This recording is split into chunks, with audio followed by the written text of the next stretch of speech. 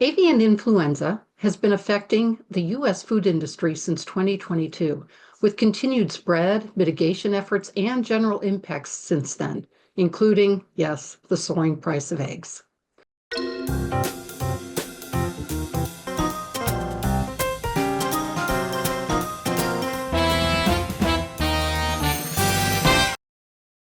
This is Tag Talks Food Safety, and I'm your host, Lisa Lupo. On today's episode, I welcome TAG's Senior Advisor of Food Safety, Ruth Petran, with whom I will be discussing the ongoing avian influenza outbreak and the impact it has had and is having on both the food industry and consumers. Welcome, Ruth. Thank you, Lisa. Happy to be here. So, to get us started talking about this and provide our listeners with some background, let's talk about what avian influenza itself is, what it is, how it spreads, why it's of concern, and such. Sure. So avian influenza or bird flu realistically is a large group of viruses that can affect all species of different kinds of birds with varying symptoms. There's low pathogenic strains that cause very mild disease and high pathogenic strains that can be fatal to birds.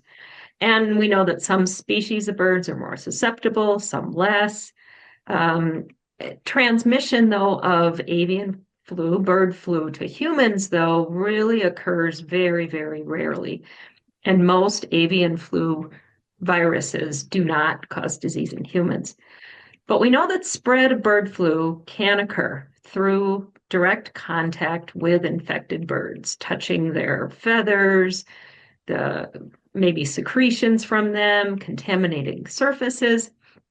And we've seen some reports of indirect spread as well through soil, for example, or water.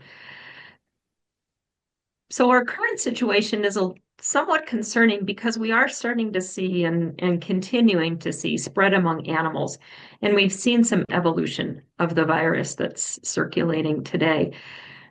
Everybody's watching this very carefully because there is a small potential that this transmissibility could eventually occur more easily among people, which is certainly alarming. Yes. Let's go a little deeper into the current outbreak. Can you provide some history on it, particularly related to the first U.S. detection in January of 2022?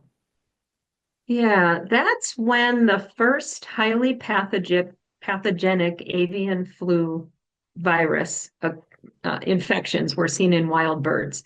And that's the first we'd seen since 2016. So this has happened before, but it was confirmed in a commercial poultry flock, likely from the wild bird transmission in February of 2022. And this was monitored carefully.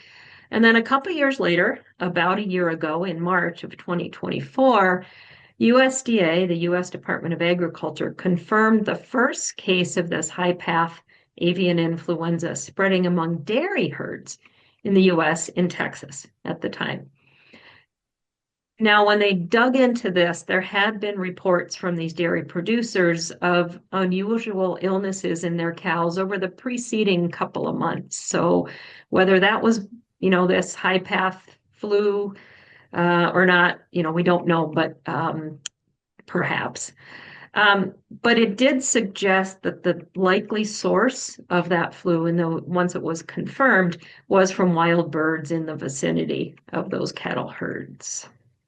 Okay, so that gives us a little bit of the history of it. What's the current status of the outbreak and its impact on cattle and poultry and humans even? Sure. So from these early confirmations around a year ago, we did see spread to other states beyond Texas pretty quickly. Most likely tied to animal movement, these wild birds. So as of now, we're seeing that there have been around 1,000 cattle herds in 17 different states who have been confirmed to have high path avian influenza.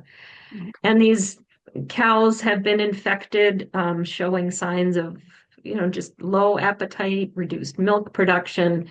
And when the milk that they do produce looks very abnormal.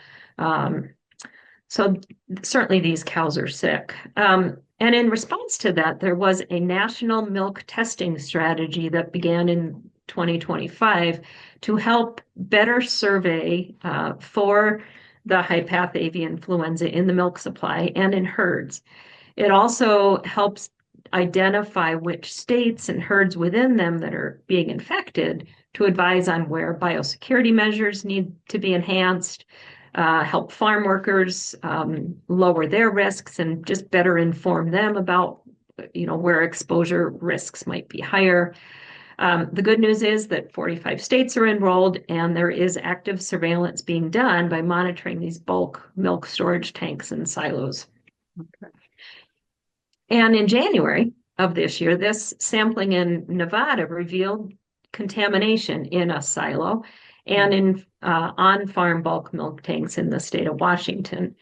They were able to do traceback to the herds who were supplying the milk, and this revealed a new sequence of the high-path avian influenza virus. Although they didn't see a lot of clinical signs in the cattle, though there's some been reported since, there were large wild bird die-offs being reported in the vicinity of where these herds were located.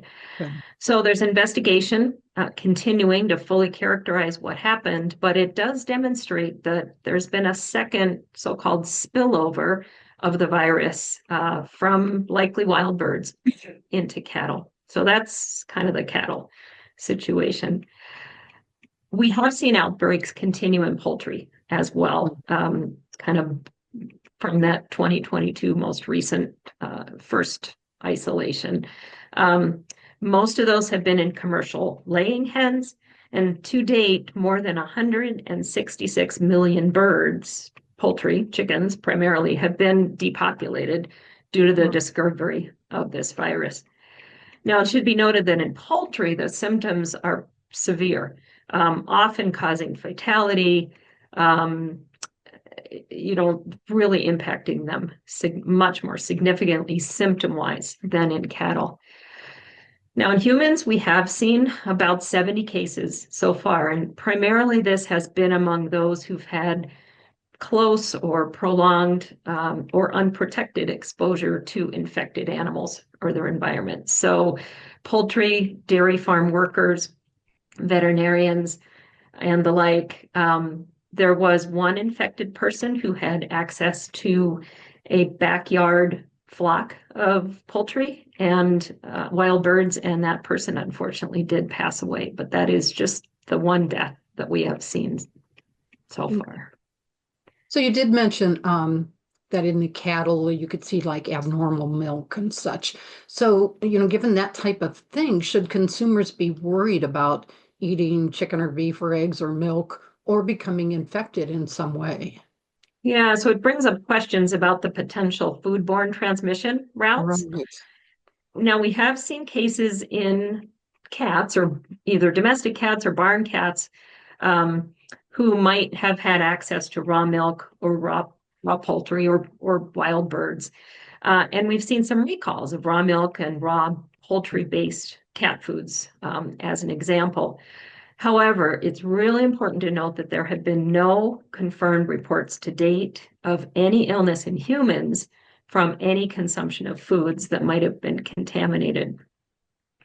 And the regulatory agencies, including USDA, FDA, and CDC, continue to state that there's no concerns about the safety of the commercial milk supply, partly because the milk from these sick cattle, again, has this abnormal appearance, and the cattle are showing illness symptoms, and that requires that milk be diverted and not enter the milk supply. Okay. And it's destroyed with pasteurization. So it is required that any milk products be pasteurized before they enter interstate commerce for human consumption. And testing that FDA has led has confirmed that pasteurization is effective in inactivation of the virus. Certainly the consumption of raw milk by people or animals continues to not be advised for this reason, among lots and lots of other public health concerns as well. We know that depopulation of these infected poultry flocks has occurred. So these eggs from those infected flocks are not entering the food supply. But as we all experience at the grocery store, this has led to egg shortages, higher prices, and the like. But um, that's what we're seeing. There's also been some testing of meat and testing of ground beef samples in particular from states that had confirmed positive dairy cattle herds. And sometimes meat from these kinds of cattle are used for food. And those samples have all tested negative for the virus. Again, reaffirming that the meat supply is safe, and we have all kinds of cooking requirements that we need to meet and need to continue to meet on beef, among other foods, which will be effective as well. So, Ruth, with the spread of avian flu and resulting culling of flocks, egg prices have really skyrocketed. I know I paid over $6 just a week ago, when before it had been way lower than that. So, to combat that spread and reduce egg prices, USDA did recently announce a new approach. Can you briefly discuss that and how it might help the industry? Yeah, I think, time will tell, but I think it is good news that the USDA in late February announced $1 billion investment to help us all out. There were a few different focuses of this. First of all, was focused around expanding wildlife biosecurity assessments and doing audits to ensure that biosecurity practices were done effectively. They're going to deploy epidemiologists to provide advice on how to reduce risks, and the cost sharing for some of the highest risks that might be identified are in the mix as well. They also hope to increase relief aid to farmers and accelerate any repopulation of poultry flocks to get the supply chain filled up again if possible. Mhm. Removing unnecessary regulatory burdens on the chicken and egg industry to further innovation and reduce consumer prices, including strategies that might limit the extent of depopulations that would have to happen. And finally, considering what might be done from the import-export side of things, temporary relaxation, for example, of the ability to import more and export fewer. So I think, these may play a role, and time will tell, but I think it's good news that these things are at least proposed. Yeah, hopefully they do help on both sides and not having to call the flocks and getting a few more eggs out there. So I want to Yep. thank you, Ruth, so much for your detailed explanations and your expertise on the avian flu. But from all this information that you've provided here, what would you see as the top takeaways that you would want our audience to remember? Well, I think that there are some prevention strategies that need to be implemented consistently and well implemented. First of all, just focusing on biosecurity, preventing contact between poultry and wild birds, preventing wildlife access, reporting sick animals and addressing them quickly and appropriately. Practicing good hygiene. We knew that sanitation and personal hygiene can go a long way, considering the use of personal protective equipment and where monitoring that in some of the ways that we've talked about could have some value in identifying risky places to focus efforts. And finally, just avoiding the consumption of raw meat and milk. Which is something that we've advocated for a while. So, Absolutely. all right. Well, thank you again, Ruth, so much for being a part of this and participating in our tag talks. And I want to thank our listeners for listening in and stay informed on all things food safety. And to ensure you don't miss any episodes of Tag Talks, be sure to like, follow, or subscribe on YouTube, Spotify, Apple, or whatever is your favorite podcast platform. Thank you. Thank you.